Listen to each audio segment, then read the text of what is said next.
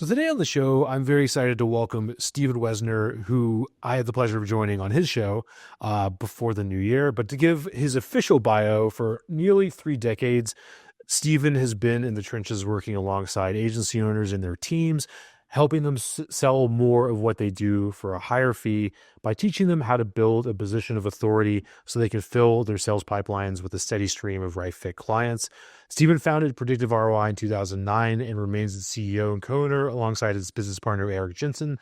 Stephen hosts the Onward Nation and Sell with Authority podcast with listeners in over 140 countries and over 1,100 episodes. His agency, New Business and Marketing Insights, have been featured in major media, and he's the best-selling author of 5 books, including his latest entitled Sell with Authority. Stephen, welcome. Thanks, Dan, very much for the invitation. And when you joined me on the Sell with Authority podcast, that was a whole heck of a lot of fun. And thank you for inviting me to join you here. I'm really looking forward to the conversation.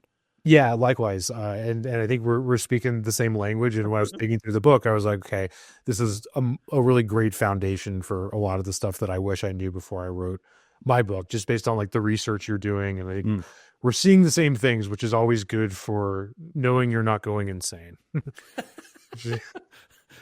Which is yeah. Well said. Yeah. So where I'd love to start stuff out is I really liked the beginning of your book, kind of digging into the history of the change of this agency model of ours.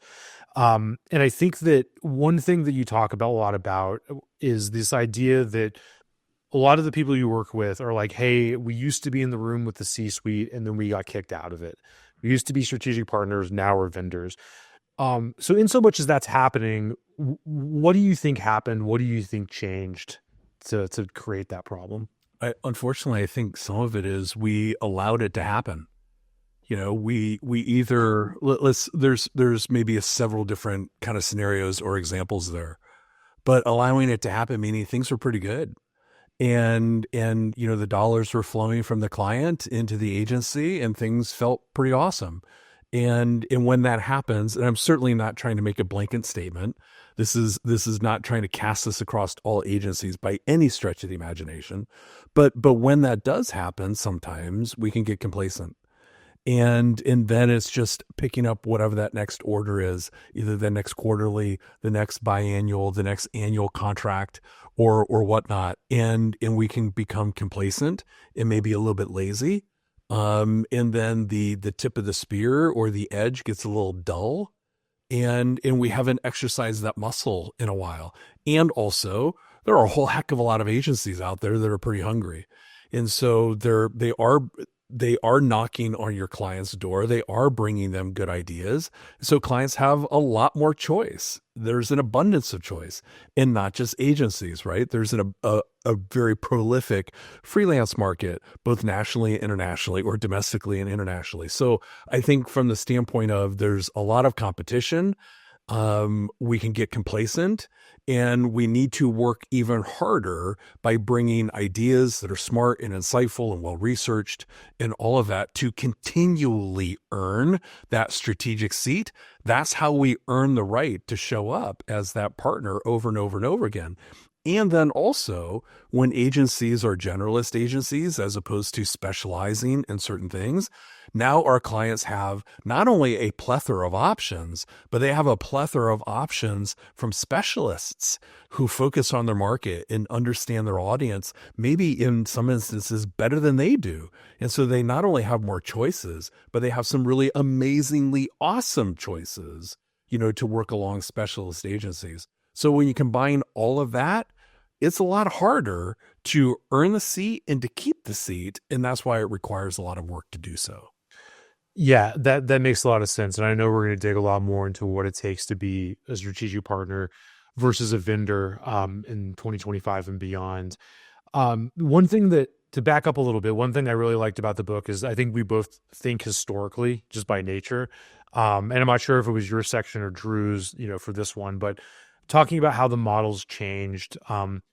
You talk about how the agency model used to be very consolidated, right? We had these giant firms that were based in the New Yorks and the Londons of the world. And now things are much less consolidated. If you're looking at your average agency, it's independent, it's privately held, it's local. I guess my question is like, do you think that that's part of a bigger trend, or do you think that there's something that's idiosyncratic about the agency model? Because it seems like it doesn't, there's not one way that plays out. Like sometimes things can trend towards consolidation. Like if you look at media and entertainment, it seems to be consolidating. So I'd love to hear your thoughts on that. It's interesting. I think the way that I would answer that is a little bit of I don't know. And here's what I mean by that.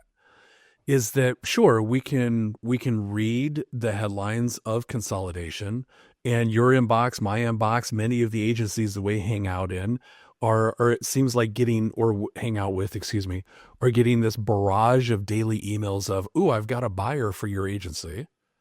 And a lot of that is smoke and mirrors. So do I think that there is some consolidation by the holding companies? Sure, there always is. But do I think that there's a lot of opportunity for small to mid-sized agencies to claim the ground that they want to own and own a particular niche and be super profitable if they want to go deep in that niche? Yeah. And then if they do that well, if one of their dreams and aspirations is to be acquired, do I think there will be and continue to be opportunities for that? Sure. But I think it's the agencies that are doing it well inside a niche because they've carved out a specialty and then they have a biz dev system that is not founder led. Those are the agencies that are setting themselves up well for being acquired if that's what they want to do. Right, right. That makes sense. And I think that one thing that was sort of interesting about the previous consolidated model is you would have these media spends that would essentially bankroll all the fun stuff, right? And then what I see is like up in, to varying degrees up until now, that agency model would kind of be like a cargo cult, right? If I don't know if you know that historical reference, but there were these the groups of natives that would go out trying to get cargo deliveries from the GIs long after World War II had ended, and they would go out and expect the same thing, and nothing would happen because the events had changed. Um, so with that in mind, one thing that I think was really interesting is your example from Benton and Bowles or Bowles. I'm not sure how you pronounce it. Do you remember that from the book, and would you mind talking about that if you do? I do, and I actually saw that in your LinkedIn post earlier today. I'm like, oh, look at that! That's a cool post. And so that is actually from Drew's section in the book, and I thought it was a really really cool story. And when I read that, when he written that chapter, and I read that, I'm like, okay, there's a perfect example of an agency that is not only creative in the content that is being created, but then they're also creating a very unique channel opportunity for the client. And so the agency that you referenced came up with the idea of a soap opera. Back then it was a radio broadcast. And I think it was Days of Our Lives, or no, it was As the World Turns, if I Yeah. remember correctly, As the World Turns. And so not only did they create a piece of content that you could say maybe launched an industry, because then obviously many soap operas, but then gave its name because they were trying to sell detergent, inside that piece of content. But then it became a very unique opportunity for a client to advertise in a channel that didn't exist before, and their agency created it. Amazing. So is an agency today going to create a soap opera? No. But could they create a similar type of content in a brand new channel and so forth for their clients? Yes. And then be rewarded for that creativity? Amazing. So that is a perfect example of how a piece of content can change many aspects of how we serve our clients. They clearly owned the strategic seat for their client. I think the client was P&G, Procter and Gamble. Right. And they created that just for them. And I put this in the post, but it just goes to show that this concept of specializing and doing really, really interesting stuff from the constraint is very old. Yeah. And agencies have always been content producers, just to very, at least the most dynamic ones, in my opinion. Um, I think that kind of brings us to the topic of specialization, which is something we cover almost every episode, I would say. And it seems like a few years ago, when I would talk to agency owners, I would get a lot more pushback. I would get a lot more of like, Mm. we don't want to do this. It might get boring. What if an industry goes down and we suffer for it, which is a thing that can happen. I'd love to hear, what are you seeing now? Like, what is the outlook towards specialization from the clients you're working with? Yeah, I would love to say that that agencies are more receptive to it. Um, and and I think because I think it is a hot topic. I think and maybe hot is not the right word. Maybe polarizing is a better word. And because we see the expression, like let's say that when we're teaching one of our intensives and we have several hundred agency owners and their teams in the room. It's a bit of an exaggeration, but you get the point. And and we start talking about niche, and we can see, or specialization, and we can see almost sort of like the blood wash out of people's faces, because then the fear of scarcity steps in as opposed to stepping into abundance. So I think that it is a topic that is now widely discussed, but I don't know that necessarily the fear of it, the fear of scarcity or the scarcity mindset mentality has really gone away. I think maybe some agencies are more apt to like step in to maybe do some research to better understand it and so forth. But it is a topic that when we start going down that path, we do still experience a lot of resistance until we start looking at how it's not scarcity, it's actually abundance. And then you could select multiple industries and then find a red thread that goes through it. And then also we define niche with multiple lenses beyond just industry. Sure, it could be industry. Sure, it could be audience. It could be a business issue or challenge that you solve maybe better than anybody else. Maybe you have a superpower. Maybe it is geography. There's a number of different ways to knit together the specialization. So it's not just, oh, we're going to work with, manufacturers, capital equipment manufacturers of aluminum extruded products for the rest of the life of the agency. It's much more creative and dynamic than that. Yeah, that's interesting, and that's kind of what we see too. And I think that's where I think a lot of people get stuck, right? Mm. Because there's all these different variables. You have local, national, industry, service, stage of company, right? We serve startups versus we serve enterprise, titles. There's a number of different things you're kind of juggling there. So I'd love, like, when you face that sort of situation with an agency, and I think it's harder for the agencies that are actually more successful and have been around a while because they have a bigger junk drawer of stuff to sift through. Can you talk a little bit about how you help them get clarity and how you help them start on that 10,000-mile journey or whatever you want to call it?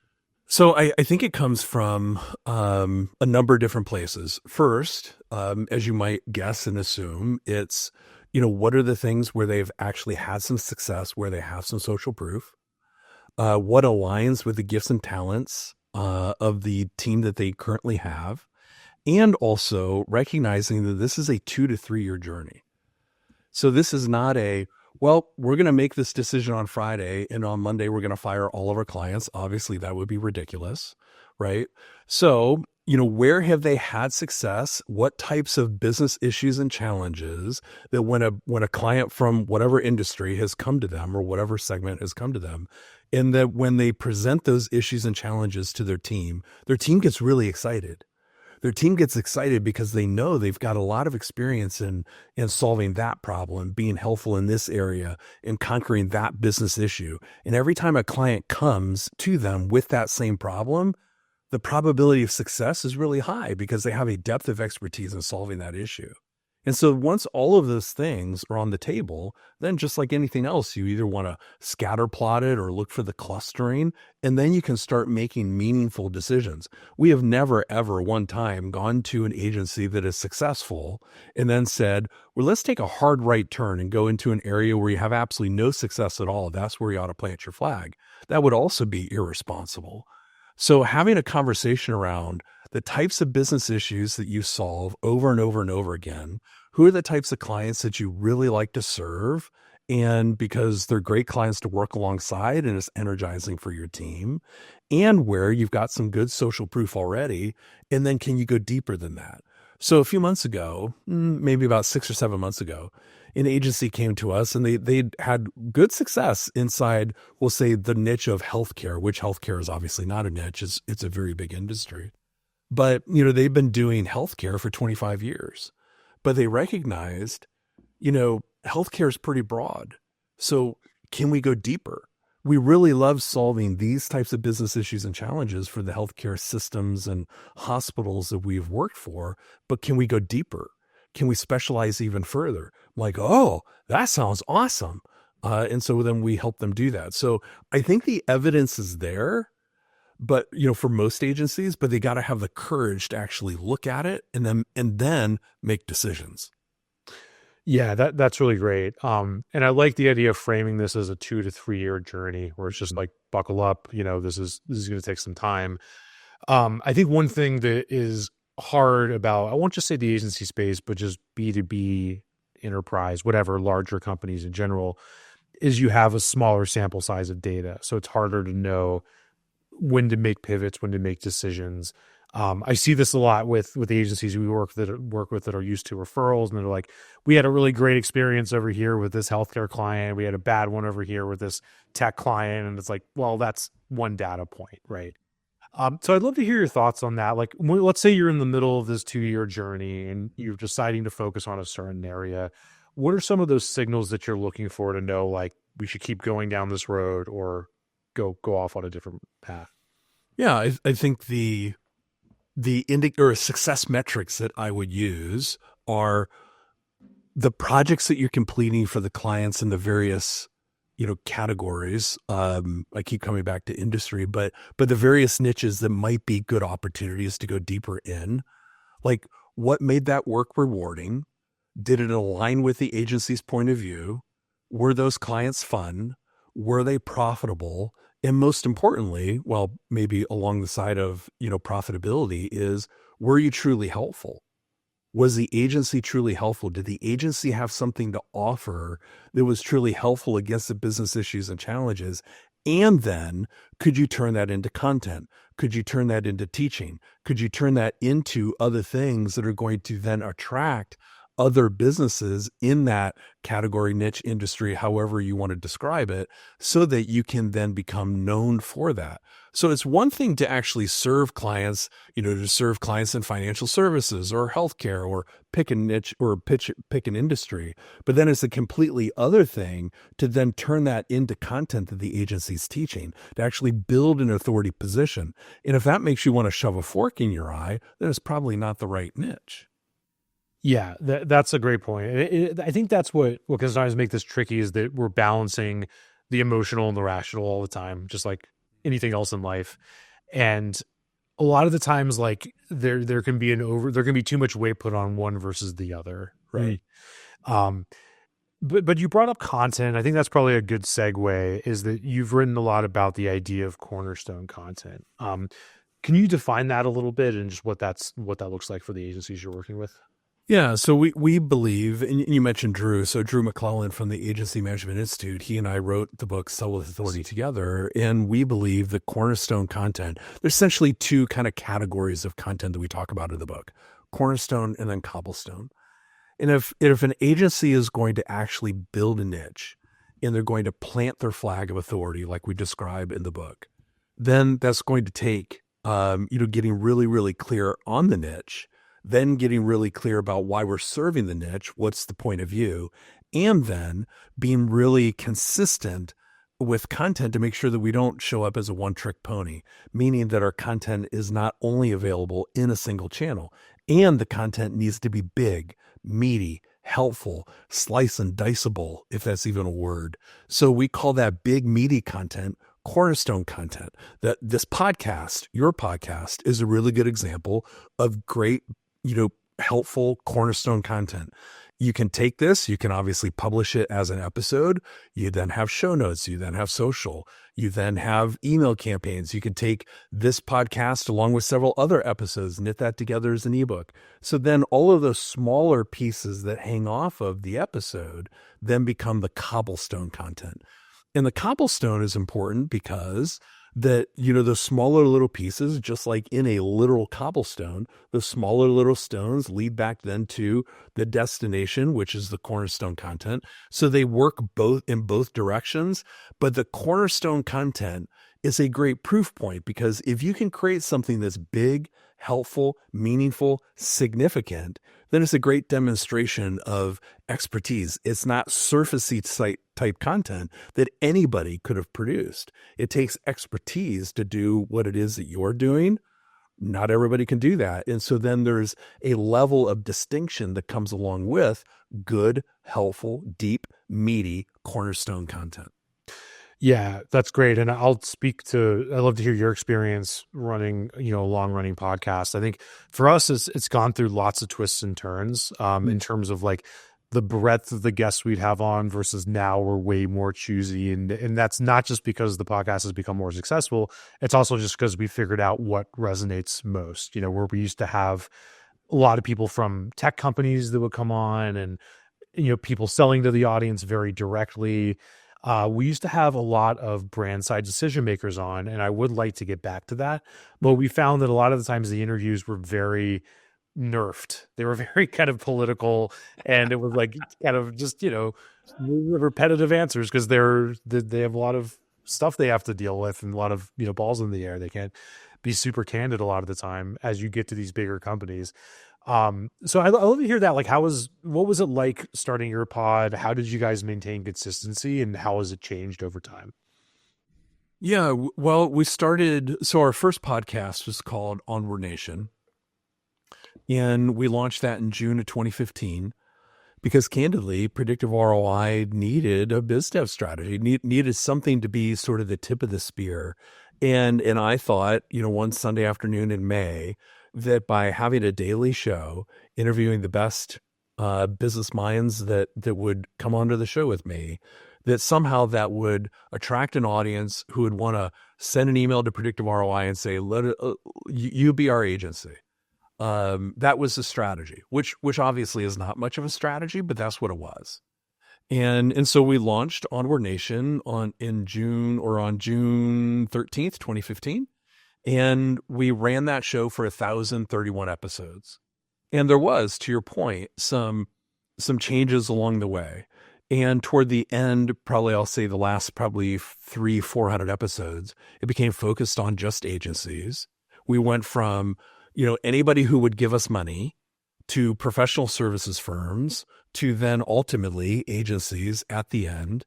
And it went from, interviewing anyone and everyone to how we could interview our very best prospects, sprinkled in with some authorities and experts that the audience would find helpful.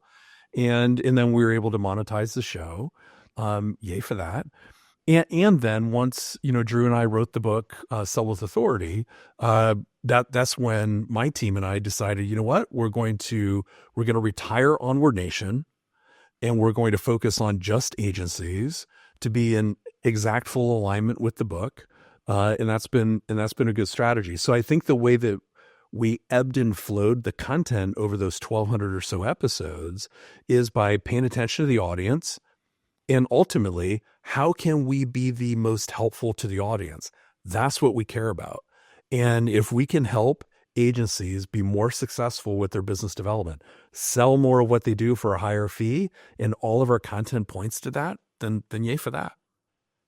Yeah, that makes sense. And to get back to owners that might be, listening or watching this, thinking about, okay, I need to get going on our Cornerstone content. One thing I really like about your and Drew's book is you really like soberly lay out all the pros and cons of these different channels versus what you see from lots of consultants, which is like, this is my silver bullet. You guys you have to do this or you're going to be left in the dust. So can you speak to that a little bit? If you're sort of like, all right, we want to focus on this area, we know we need to get our act together. Yeah. How do you decide what content you're going to stick with for the long haul? Yeah, I think it's, so going back to sort of the example, what you're just talking about, consultants, quote unquote, thought leaders, influencers, whatever, who say, you ought to have a podcast, you ought to have a YouTube channel, you ought to really crush Instagram. I think that's bad advice. And the reason why I say, like, blanketly, I think that's, for that type of advice to be made as a blanket is bad advice. And the reason why I say that is, if it doesn't align with the gifts and talents of the person, then they might do it for a little while, but they'll do it begrudgingly. They won't love it. And after a while, it's going to feel like a chore. And then pretty soon they're going to quit. There's this, with respect to podcasts, there's this phenomenon that's called pod fading. After 7 episodes, people give up. It's sort of like New Year's resolutions. Once people figure out that, geez, doing high interval training on a Stairmaster, that's actually hard. I would love to have the washboard abs, but yeah, I don't want to do that. Is there a different way I could do it? And the good news is, yeah, there's lots of different ways that you can get washboard abs. You don't have to do a Stairmaster with higher interval training. There's lots of different ways. So the point that we're trying to make in the book is, it's important to create content that is helpful for your audience in a channel where they are, and then be able to slice and dice that across a bunch of other channels so that you're not creating original content for all the different channels. So every time they turn around, there they are with a helpful piece of content, a helpful answer to an important question. And if somebody likes to talk, great. Then maybe a podcast, maybe a video series, maybe that's the thing for you. If that sounds like something you want to shove a fork in your eye again, then don't do that. Have an annual research project, maybe write a book. There's lots of different things that you can do that lean into your gifts and talents. So I do not subscribe to the gotta be on Instagram Reels. No. If that aligns with what you want to do and that really jazzes you up, then awesome, go do it. But if not, find the content that resonates with you and then be awesome at that. Yeah, I agree. To play devil's advocate a little bit, I have the agency owners in my head that are running through this, and they're like, okay, I'm making this up. Let's say I'm selling to millennial and Gen Z course creators or something. I just pulled that out. And they're just on Instagram, and I hate Instagram. I don't want to have anything to do with Instagram, but everything else about this niche is perfect. I love the people, profitable, etc. I know this isn't the best example because chances are if you checked all the other boxes, you probably checked the last one too, but just bear with me for this. What do you say to that? Is that something, are you then taking the content creation consideration up front when you're deciding where to focus? Yeah, I think so. And boy, the super profitable millennium course creator niche. Yeah, I know. Maybe I come up with a better one at some point, but anyway, so let's play with that example a little bit further. So let's say the predictive ROI was focused on the millennial course creator niche, like what you just talked about. Okay, but I, for whatever reason, hated the idea of being on Instagram Reels, Instagram carousels. Like I couldn't think of anything worse to do on a daily basis than doing those things. So then, but if I knew that our agency was really well suited to crush that opportunity for that audience, then what I would do is I would sort of eat my own dog food I would find a millennial influencer and we would do a deal.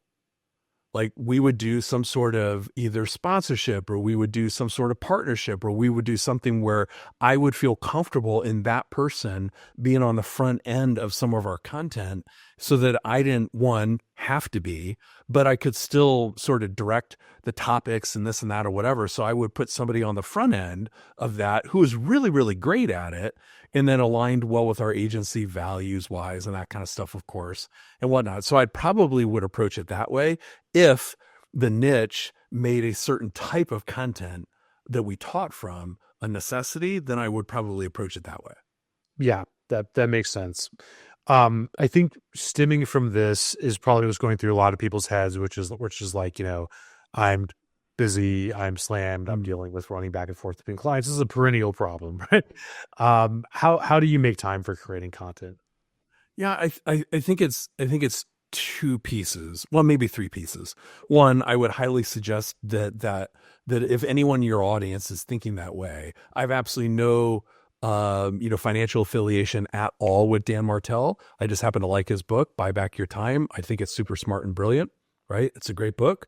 So if you're looking for ways to legitimately carve out the time, I would suggest Buy Back Your Time. And I say legitimately because sometimes it's super easy to procrastinate on the things that we haven't built a muscle around yet. and that we don't want to do. And we're creating this sort of like fear and apprehension and all of that. And we just haven't built the skills yet. We haven't built the muscles yet. So it's really easy to avoid the workout or avoid the whatever or avoid recording the episode because we're not yet comfortable. Well, the only way to get comfortable is to get the reps. Right. That's it. I think that there's this misnomer of, well, Dan and Stephen said I ought to write a book, but I'm not a writer. I don't know how to write or whatever, and thinking that we're going to be instantly gifted with the ability to knock out a table of contents that is really awesome on that first draft, and then just start writing amazing words with every keystroke. The reality is it takes a lot of repetition over and over and over again. Intellectually, I know that your audience knows that. And yet, when it comes down to them turning on the podcast microphone or turning on the camera to do a YouTube video or whatever it is, they expect that they're going to be excellent on the first attempt. I think one of the things that Gary Vaynerchuk is doing really, really well right now, even though he and I would disagree on a wide variety of different topics, I think what he's doing really good right now is going back to 2010 and sharing a lot of the earlier clips from like 2020, 2010, 2011, 2012, either where he was doing predictions or just not that good in his content. And so you can see what the 2025 version is and what the 2010 version is. And his point, I think, is spot on with 2025 doesn't exist if 2010 didn't happen. Right. And I think people oftentimes don't give themselves enough grace to actually give themselves the reps that are required to be excellent.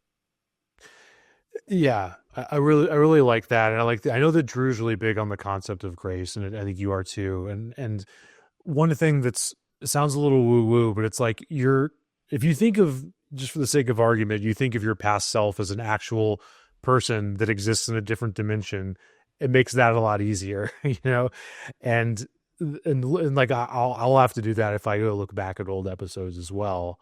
I think another thing that's been helpful for me, although this is changing as we get more into content, is it's just admitting like you are a business using content. You're not necessarily a content business, right? So it can be rough. It doesn't have to be at the level of the very top media production in your space. No, make this work. If somebody wants to reinforce what you just said, they ought to Google the live reads and auditions for Star Wars. Yeah. Mm-hmm. And they can see how awful Harrison Ford, Mark Hamill, Carrie Fisher were, and how awkward they were with one another in those live reads and auditions. And if that doesn't give them hope that they could be then better too, then nothing probably will, because they were terrible. And then they, with repetition and obviously and so forth, they got so much better. And then they became a very iconic cast. Yeah. Mm-hmm. Yeah, it bears repeating for sure. To switch gears a little bit, one bit of research that I thought was really interesting from Sell with Authority is that from Edelman, talking about the trust hierarchy. And I think the book I want to say the research was from 2019, but I just looked at the 2024 one. It's not a lot different. And you talk about how the number one group that we trust are experts, and then right below that are people just like me. And then when I saw this, I was like, oh my God, this is like every ad, because the big agencies are probably looking at Edelman's research. I'm like, this is what's changed in advertising that I never realized is, and you still see this, but you see less of it, and you would see these aspirational people, beautiful people in every single ad. Everyone had to be gorgeous, right? And now it's mostly in every man, every woman sort of actor that's in the pharma ad or in the P&G or whatever. And then I was like, and then I brought this down to, well, we're teaching with outreach. And the very first thing is like, establish yourself as being in their world. It's not about awareness or selling anything. And that's what's worked for us. And that's what's worked for our clients, is finding those commonalities between people and then establishing expertise, often through subtlety and not just beating people over the head with it, but being able to say I've hosted a podcast in your space for 1,000 episodes or more is bigger than saying we have one client where we got them $1 billion in ROI or something. So I'd love to hear kind of how, assuming you agree with that, and you don't, there's nowhere where you think I'm off. Can you tell me about how you think of trust and what it means for agencies going down this road over the next year or two? That just reminded me of something you said actually when I was interviewing you. Oh gosh, I'm trying to think of the word Yeah. that you used. 2 words. Did you say trust recession? Yes. And to be fair, that's not my phrase. I don't know where I got it, but I think I got it from Greg Hickman, who must have gotten it. He maybe thought of it, but I think it's probably in the ether somewhere out Yeah. Well, and it's so important. I remember when you said it and I'm like, wow, that's profound. I hadn't heard Greg or whomever, originally coined the phrase. I hadn't heard it before. When you said it, that was the first time I had heard it. And I was like, oh, that is profound. And so I do think that that's where we're at right now. I think that Element, having published, the trust barometer that you're referring to for the last 2 decades plus, I think is really, really smart on their part. And, they're a global communications PR type firm. And so they're in the trust building business. Right. And so we believe, since the beginning of Predictive, that the main reason why somebody makes a decision, like to hire an agency in our world, to hire an agency, is because of hope. Because the hope that tomorrow is going to be better than today. And so then they hire the agency. Well, where's hope built? Hope is built on trust. You can't hope that something is going to happen if you don't trust that it will. And so I do think that trust is incredibly important. And because of that, it is like one of the underpinnings of the sell with authority methodology, right? It's not about being a charlatan. It's not about being a snake oil salesperson. It's not about duping people. It's about teaching and sharing and generously giving the best of what you got. Why? So that you can establish trust and confidence that you truly know what that prospective client is dealing with, and then create the commonality of a person who looks just like them. And, oh, by the way, has a crap ton of expertise in their industry. Right. And I think that what I've seen is that just the innovation and the creativity goes off the charts once people do that. And it's kind of counterintuitive because you'd think that you would get bored or just be churning out license plates or something by focusing on one industry or doing one thing, but the constraints actually add a lot. I think the Bitten and Bowles example is one. There's another agency in our world that focuses just on biosciences and life pharma. They created an awards program, a completely different company, just to give out, I think it was bio or life sciences awards, and then so that they could be the sole sponsor, which I think was really cool. Very smart. Yeah, for sure. At the beginning of the book, you talk about, you kind of reference the work of Joe Polizzi and Robert Rose, who we've both also had on the show, about how the early mission, the continuous mission of agency is turning an expense into a revenue stream. It seems like in previous eras that was kind of lost. Like there was a lot of hand waving about what agencies do. Where do you think we are with that now? Do you feel like most agencies are like, my job is to make money for my clients, or is it something else? No, I do think that that's where the focal point of agencies still revolves today, around the billable hour or charging a value-based fee or whatever based on the outcomes that are delivered. I think what Joe and Robert, what Drew and I have talked about, I think Sharon Torek, who runs Legal and Creative, I think she's talked about this in a number of different ways. And that is, hey, agencies, you're creating content, and or you could be, that goes deep into a niche. And there are companies who, if you do that well, are going to want to sponsor it. Yeah. And so that's the creating content that then creates revenue that Joe and Robert were talking about. Robert often refers to, like points to examples like Red Bull and many others. The book that he and Joe wrote called Killing Marketing is phenomenal about how to turn your company into a media company. And agencies have that exact same opportunity.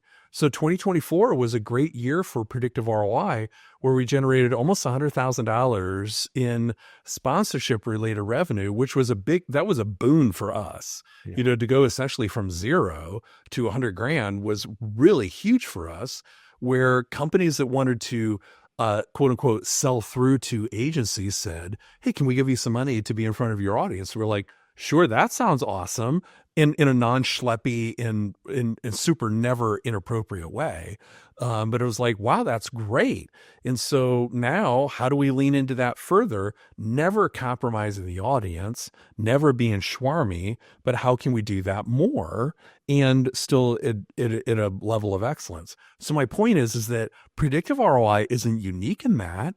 Any agency has that exact same opportunity, but it comes faster when we specialize, Yeah. because then there's a bunch of other companies around here that don't compete who are going to want to sell to your specialty also.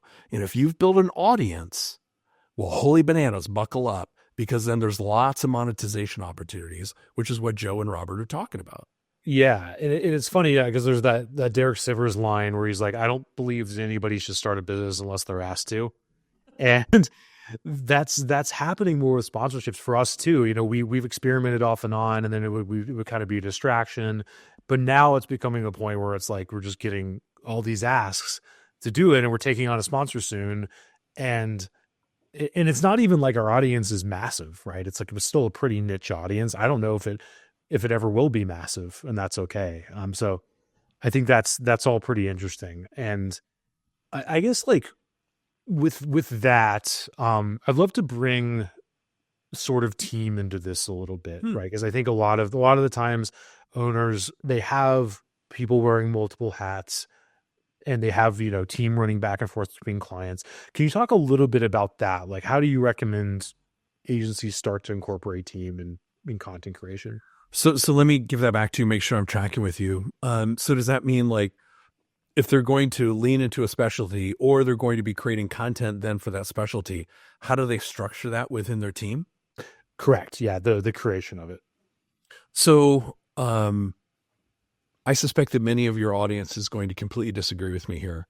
But ever since the beginning of Predictive, I have been a proponent of creating a marketing team that's just for Predictive. And so the only thing that they work on is predictive related content. Predictive related content that feeds our biz dev strategy, which means be helpful to the audience. And then that's going to open up opportunities downstream with prospects and our sponsors and whatnot. I know the traditional thought is, to make the agency a client of the agency and create jobs just like you would for any other client. And if I had $1 for every agency that said to me, we're the cobbler's kids and no, we don't do that. We just, the agents, the account team has to work on all of these other clients at billable time. And so our stuff never gets done. And so that's why I've always felt that the way to get it done and the way to get it done with excellence is to create an actual team inside the agency. It doesn't have to be a 6-person team. It could be 1 or 2 people. And then you build it from there, that their sole purpose, their sole existence is the agency's content. Now, in order to make sure that the agency's content is on point and there's the vital metrics, you score it, you evaluate it, you track it, you determine its effectiveness, just like you would a client's work, right? You pay attention to the vital metrics and all of that. And if that's not being done, then you need to either reorganize that team or make sure that team is more focused on what it is that they're doing. So sometimes I think what ends up happening, because we've seen this happen with some clients, is that they hire internal resources without any direction, without any leadership. And then the internal resources just start creating stuff for the sake of creating stuff. And I'm not a proponent of that. So very clear strategy with clear vital metrics and dedicated internal resources. That's my opinion. I agree. And I've seen versions of the opposite play out very badly, like more so on the sales front, right? Where it's like this person on the team is going to sell when they have time, or when we get a certain type of lead, it goes to this person, it goes to that person. And what happens is the clients, everything the client wants seems urgent, and it makes the stuff that that's important but never seems urgent just falls on the back burner, and it Yep. becomes a part-time hobby, like the thing, like the calling you're going to do, on nights and weekends until you actually make the jump. So definitely agree with that. I think probably a lot of people listening are like, well, I might not have the resources yet to bring on that dedicated team.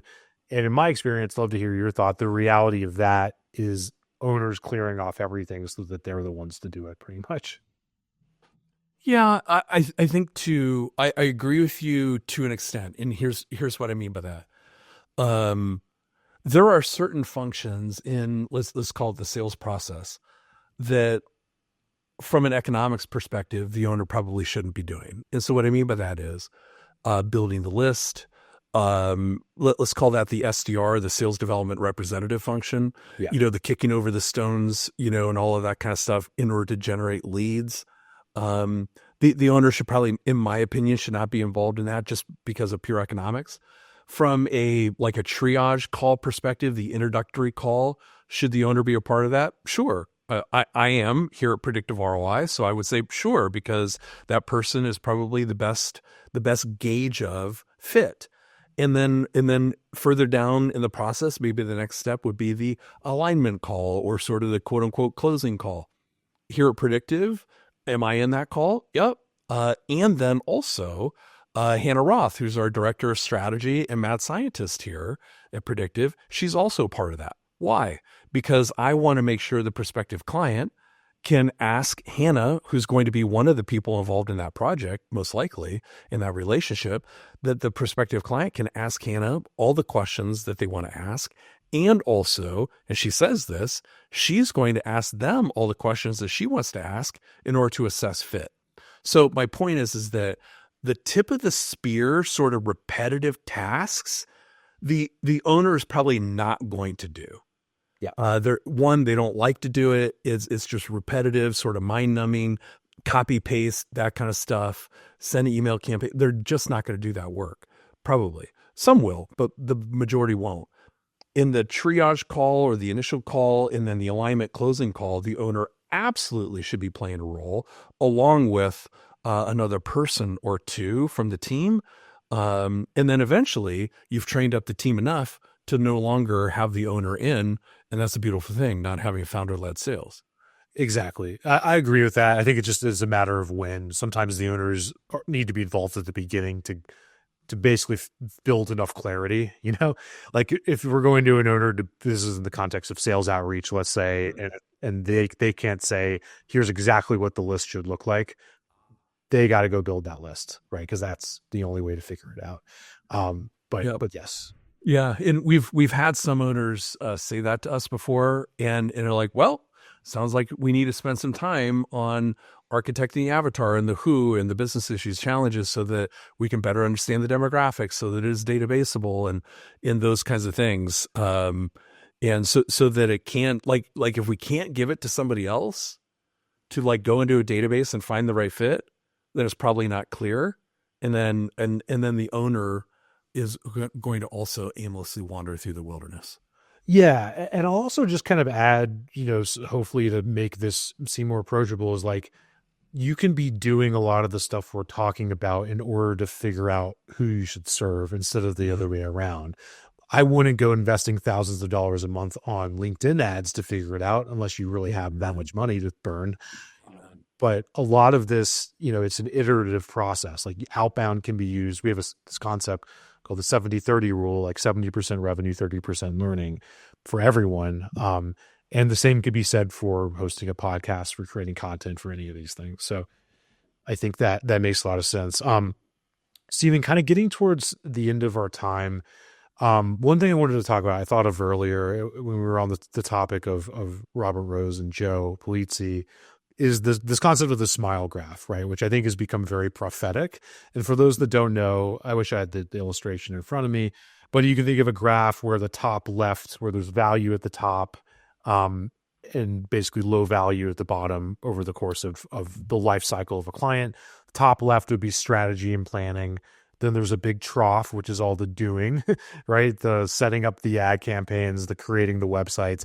And then there's measurement and ROI and, all that stuff, which is then informing strategy again on the far right side. That seems to me to be more prophetic than ever because now AI is going to be doing so much more of the trough. So it's like the trough is getting even lower, like it's like digging into the ground, basically. So I love to hear kind of like, I know that it's as Yogi Berra said, it's tough to make predictions, especially about the future. But do you have any prophecies for 2025 and how you see this playing out in the agency space? Yeah, I think that the insistence that clients will expect. Of course, I'm biased with the whole predictive ROI thing, but I think that clients are going to be even more insistent upon, okay, Dan, I give you $1, I want $3 or $4 back, and you need to show me how.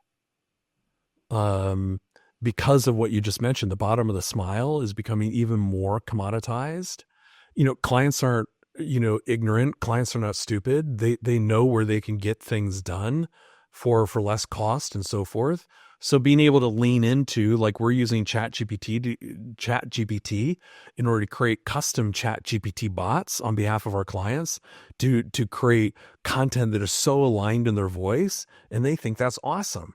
And they're like, wow, way to go, Predictive. That's really, really cool. And then being able to put it into a biz dev system where you can then start to predict, pipeline and so forth.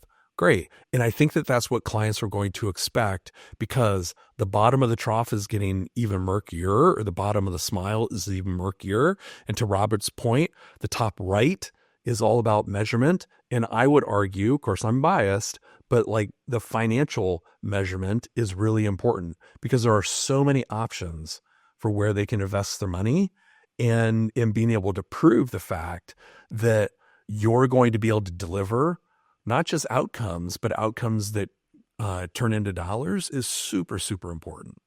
Right. And it's almost like just opt out of all the other games as opposed to trying to play them better, so Yep. that makes a lot of sense. Stephen, this was so much fun, and I would love to do another one as we get further into the year. For now, where can people go to learn more about Predictive and get in touch and so on? It was a lot of fun, my friend. So thanks, Dan, very much for the invite. And people can find us at predictiveroi.com. Our resource library is filled with a bunch of free, helpful guides, ebooks, templates, frameworks, that kind of stuff. They can find that at predictiveroi.com/resources. You can connect with me on LinkedIn. If I can be helpful, please drop me a note.